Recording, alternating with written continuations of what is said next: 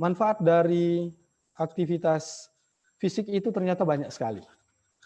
Baik untuk mengurangi risiko, ini di sini kita lihat ada data menyatakan ternyata kalau kita melakukan aktivitas secara reguler, secara baik dan rutin, itu bisa mengurangi 30% demensia yang lupa-lupa. Gitu. Bahkan 30% angka kematian. Penyakit kardiovaskuler juga bisa menurun sampai 35%. Penyakit diabetes tipe 2 juga bisa menurun sampai 40%. Begitu juga beberapa contoh kanker 30%, dan juga depresi. Nah, ingat, salah satu juga yang mencetus sampai timbulnya COVID-19 karena sistem imun kita menurun. Depresi adalah salah satu juga faktor yang menentukan. Makanya dari beberapa badan organisasi profesi, bahkan WHO sendiri memberikan rekomendasi untuk terus melakukan aktivitas fisik yang rutin, yang baik, supaya ini bisa penyakit-penyakit ini bisa kita cegah. Oke, kita lanjut. Ya, manfaat lain dari aktivitas fisik tentu bisa mempertahankan status kesehatan kita, bisa menjaga juga kualitas tidur kita, ya minimal 6 jam setiap malam, dapat juga mempertahankan berat badan ideal kita, dapat mengurangi stres, dan juga akan meningkatkan tentu kualitas hidup kita. Nah, untuk menjawab pertanyaan pertama tadi, kenapa harus beraktivitas fisik di tengah pandemi ini? Keparahan COVID-19 itu diperkirakan dan disebabkan oleh tidak seimbangnya antara daya tahan tubuh terhadap sistem peradangan yang terjadi. Maka aktivitas fisik ini boleh menjadi salah satu solusi dalam mencegah keparahan COVID-19. WHO sendiri tadi saya katakan sudah memberikan rekomendasi bahwa kita harus melakukan aktivitas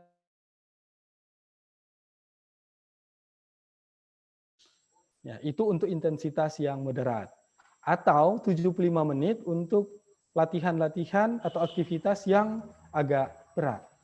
Ditambah dengan latihan-latihan penguatan 2 kali dalam 1 minggu.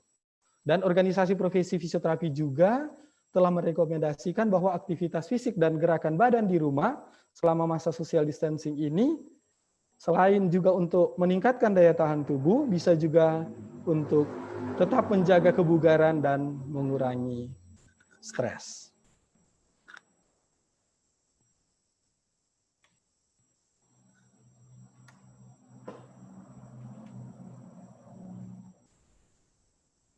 Fisioterapi sendiri, kalau lihat dari Peraturan Menteri Kesehatan nomor 65 tahun 2015, menyatakan bahwa fisioterapi itu punya cakupan pada sepanjang daur kehidupan.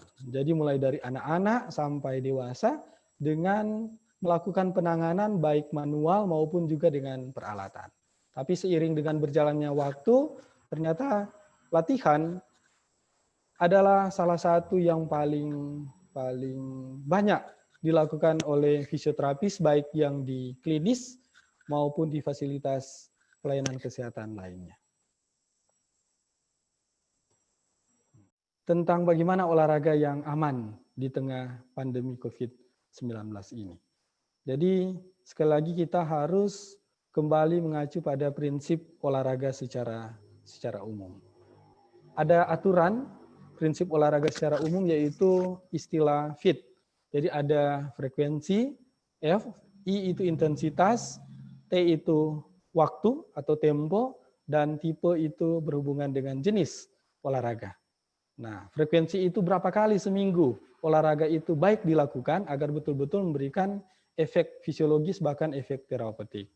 Sedangkan intensitas itu berapa beban latihan yang diberikan agar bisa juga memberikan efek yang baik tanpa membahayakan seseorang. Nah, sedangkan yang tipe ini nanti ya ada dua jenis olahraga, yaitu aerobik dan anaerobik. Ya, tentu ada perbedaan yang mendasar antara dua tipe atau dua jenis olahraga ini. Kalau aerobik itu adalah olahraga yang melibatkan kelompok otot yang besar dengan intensitas yang rendah dan dalam jangka waktu yang agak panjang, relatif panjang. Sedangkan anaerobik sendiri ya sebaliknya dari yang aerobik. Jadi itu dilakukan hanya pada kelompok otot tertentu, kemudian dilakukan dengan intensitas yang tinggi, dan dilakukan dalam waktu yang singkat. Sehingga sebenarnya kalau dilakukan olahraga aerobik yang baik, tidak akan menimbulkan kelelahan. Ya, tetapi bagi yang melakukan anaerobik biasanya akan menimbulkan rasa lelah yang cukup. Nah, selain prinsip FIT tadi, kita harus mengenal juga kaidah olahraga. Ada istilah B2, T2. Jadi B itu baik, benar, T2 itu teratur dan terukur. Nah, olahraga yang baik itu yang dimaksud bagaimana? Nah, ini. Jadi olahraga itu melalui pemeriksaan kesehatan awal. Ada dua metode pemeriksaan kesehatan awal, yaitu uji latih jantung atau stress test, atau bisa juga melakukan pre-partisipasi evaluasi. Nah, olahraga yang baik ini mengikuti program individu, karena setiap orang itu tentu mempunyai kemampuan fisik yang berbeda dengan orang lain, termasuk atlet pun. Ya, tempat olahraga juga ini yang baik itu dilakukan tentu dengan memperhatikan cuaca, lingkungan yang sehat, dan yang paling penting adalah aman. Dan pilihan olahraga sebaiknya itu bervariasi dan sesuai dengan kegemaran seseorang. Itu kaidah yang pertama.